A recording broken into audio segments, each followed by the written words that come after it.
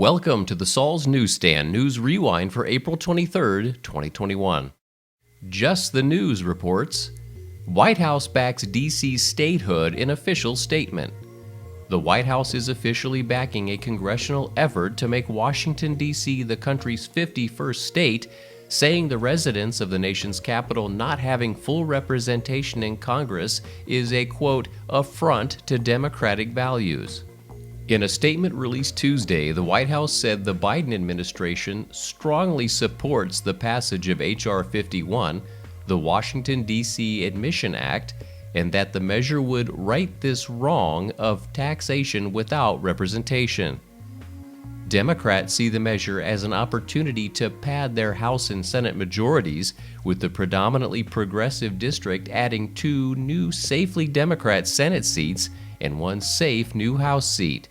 Residents of the nation's capital have limited representation in Congress, without a member having the privilege to cast a floor vote. However, the district is fully represented in presidential voting, with 3 votes in the Electoral College.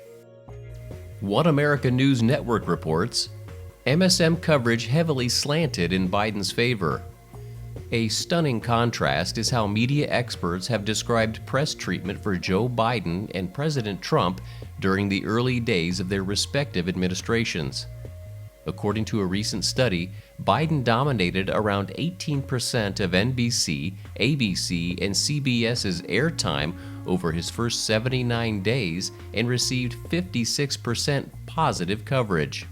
This was in contrast to the exponentially larger amount of time dedicated to painting President Trump in a negative light, as the study found he received 89% negative coverage, with an overwhelming amount focused on the so-called Russian collusion.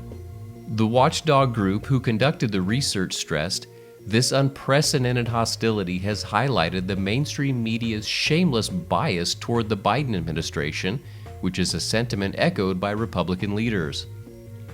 In recent remarks, Georgia Representative Marjorie Taylor Greene said, "It is shameful that the mainstream media is teaching viewers to loathe Republicans and getting our nation, quote, addicted to hate."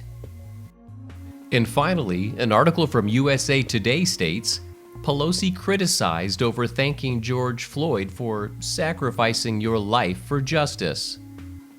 House Speaker Nancy Pelosi joined members of the Congressional Black Caucus outside the Capitol after a Minnesota jury convicted former Minneapolis police officer Derek Chauvin of murder and manslaughter in the death of George Floyd.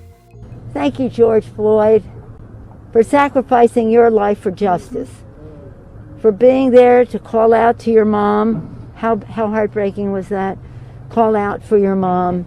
I can't breathe. But because of you, and because of thousands, millions of people around the world who came out for justice, your name will always be synonymous with justice. Many people took issue with Pelosi's phrasing, noting that Floyd did not willingly sacrifice his life at all, but was rather murdered. Pelosi and other Democrats were previously criticized for wearing kente cloths in June when they announced a police reform bill in Floyd's name.